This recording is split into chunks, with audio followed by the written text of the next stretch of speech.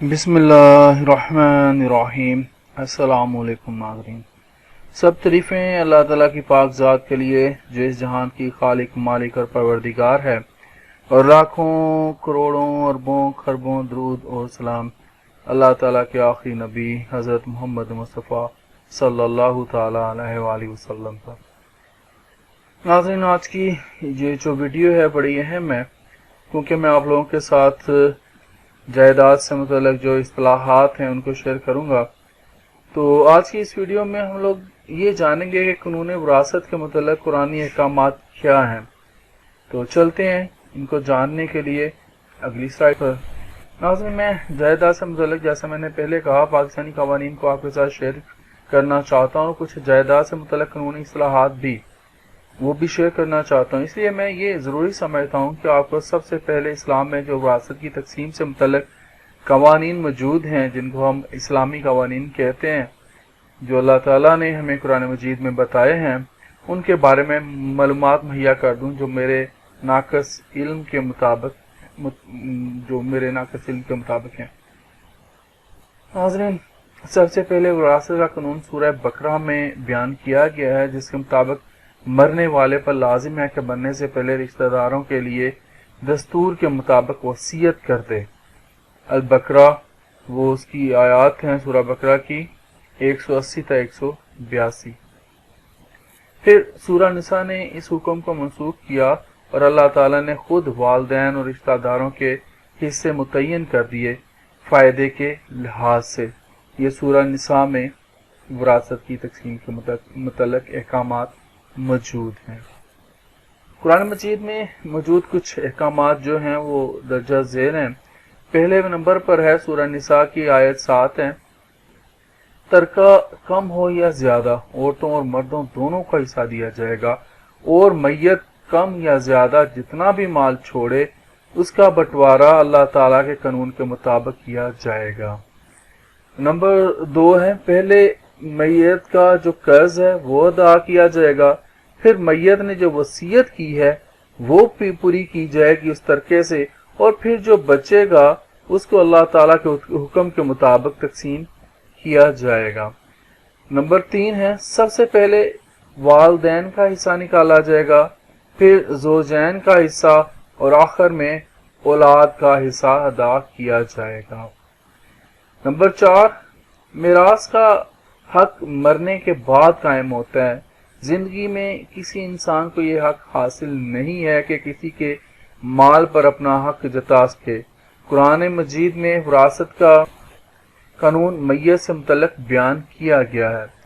5वें नंबर पर कुरान करीम के मुताबिक विरासत की हदूद की खिलाफ वर्जी करने वालों के लिए हमेशगी का जहन्नम है। ये कत्ल के गुनाह के बराबर है। बहुत सारे लोग नाज़रीन जो अपनी बहनों का हिस्सा नहीं देते, तो उनके लिए ये वो हमेशा जहन्नम में रहेंगे। बड़ी सख्त वईद है ये वाली। तो इस तरह पंजाब गवर्नमेंट ने इसके मुताबिक काफी ज्यादा लॉ को सख्त किया है। 6ठे नंबर पर है, ले पालक औलाद का मरने के बाद विरासत में कोई हिस्सा नहीं है। हाँ, अलबत्ता उसे जिंदगी में जो चाहे दे दें या उसके लिए वसीयत कर जाएं। ये जो हो ले पालक औलाद होती है नाज़रीन, ये इस्लामी अहकामात मुतल्लिक़ ये है उसके लिए कि वो हकदार नहीं है विरासत में, अगर वो ज़िंदगी में उसे जो चाहे दे दें या उसके लिए वसीयत कर दें। तो नाज़रीन, ये बड़ी अहम इंफॉर्मेशन है जो मैं इस वीडियो में आप लोगों के साथ शेयर कर रहा हूँ। 7वें नंबर पर है, जिन रिश्तेदारों के हिस्से अल्लाह ताला ने मुकर्रर कर दिए हैं उनके हक में बतौर रिश्तेदार वसीयत नहीं की जा सकती, लेकिन किसी ज़रूरत या उनकी खिदमत के सिले में उनके लिए वसीयत की जा सकती है। क्योंकि सूरह निसा 11 में अल्लाह ताला ने फरमा दिया है कि अल्लाह ताला ने ये हिस्से इस फायदे की बिना पर मुकर्रर फरमाए हैं जो इंसान को दूसरे इंसान से पहुंचते हैं। 8वें नंबर पर जो हमारे पास एक जो इस्लाम का अहकाम मौजूद है, 8वें नंबर पर जो इस्लाम का हुक्म है, औलाद की मौजूदगी में बहन भाइयों का विरासत में कोई हिस्सा नहीं। البتہ ان کو وصیت کے ذریعے کچھ دیا جا سکتا ہے۔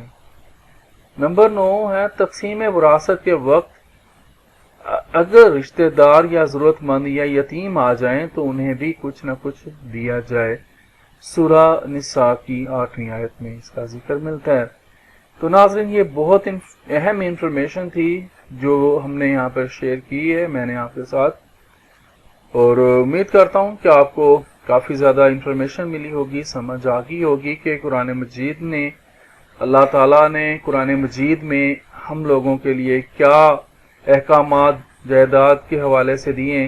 ہمارے اس سے ریلیٹڈ بہت سارے مسئلے مسائل ہو جاتے ہیں، تو جب ہمیں یہ احکامات جو ہیں، یہ جو آرڈرز ہیں اللہ تعالیٰ کے ہمارے لیے وراثت کی تقسیم میں، تو یہ ہمیں یاد ہو جائیں گے، ذہن نشین ہو جائیں گے، ہم لوگ ان پر عمل کریں گے تو جائیداد سے متعلق ہمیں عدالتوں میں نہیں آنا پڑے گا جب ہم لوگ یہ جو احکامات میں نے آپ کے ساتھ شیئر کیے ہیں ان پر عمل کریں گے اور ان کو اپنے ذہن میں بٹھا لیں، اور دوسروں کو بھی ان کو اپنے جو رشتہ دار ہیں ان کے ساتھ اور آپ کے دوست احباب ہیں ان کے ساتھ بھی انہیں شیئر کیجیے گا، اور مجھے تب تک کے لیے اجازت دیجیے جب میں اگلی ویڈیو لے کر آپ لوگوں کے ساتھ حاضر ہوں گا۔ آج اتنا ہی، اجازت دیجیے، اللہ حافظ۔